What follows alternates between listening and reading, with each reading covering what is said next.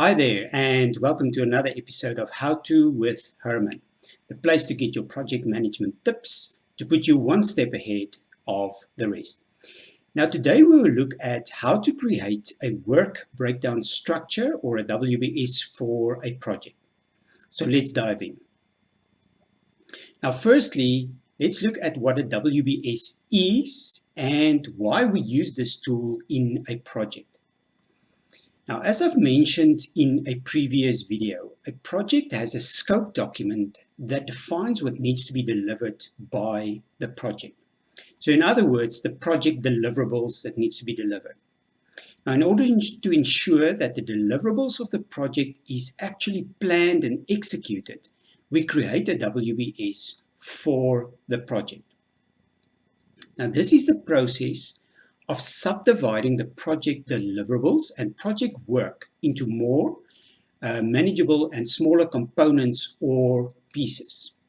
Now, the key benefit of this process is that it provides a structured version of what needs to be delivered.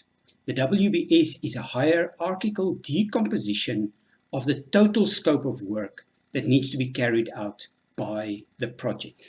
Now, when you create a work breakdown structure with your project team, an easy technique to utilize is to use sticky notes. Now, sticky notes enable you to do rough planning for the project on a whiteboard or on a wall by moving the deliverables and the work packages around until the team has brainstormed all the different work packages and the WBS makes sense. Now, once everyone is happy that the WBS is stable, you can then transfer the completed WBS to your computer and create it more neatly in a computer program like MS Project or in Word. So let's have a look at how it works. Now, normally we start at the top and then we deconstruct to the bottom. Now, first off, you will start by placing the project name at the top. Now, in this example, I will use a small community vegetable garden as a project example. Now, once you have that, then you need to decide how you will break the project into realistic, manageable pieces that can be planned in more detail. Now, the project deliverables in the scope document will guide you here.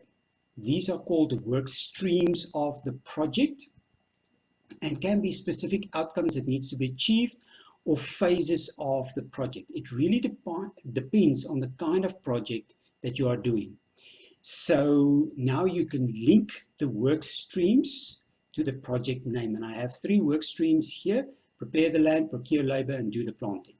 Now, next up is the work packages. A work package is used to describe a certain amount of activities that needs to be scheduled, estimated, and controlled.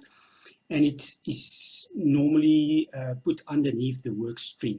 Now, think of the work package as a Lego box that contains quite a lot of different pieces. So all these pieces in the box must be assembled to create the Lego model. So the same principle applies to the activities inside the work package. All of the activities needs to be completed in order for the work package to actually happen. Now, when we list the work packages under the relevant work streams, they need to be related to one another.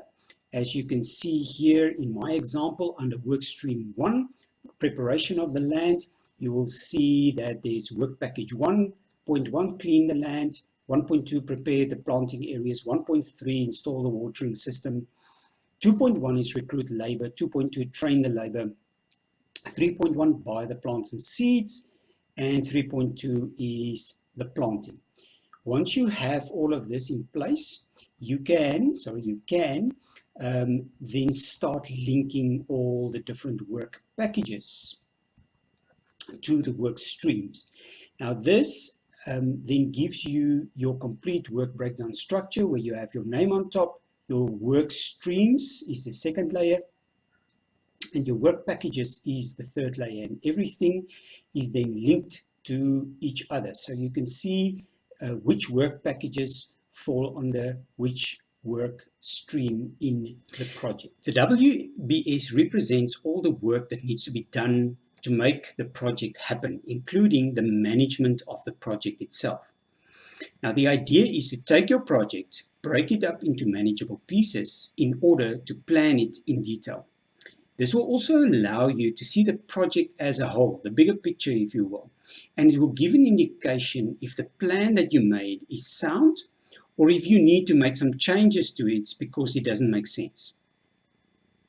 Now, when you are finished with your WBS, please ensure that what you've done is aligned to the deliverables in the scope document. Otherwise, you will do work that is outside the scope of the project, and that is not what you want. Now, in a subsequent video, I will talk more on how to do the detailed planning for each of the work packages in the WBS.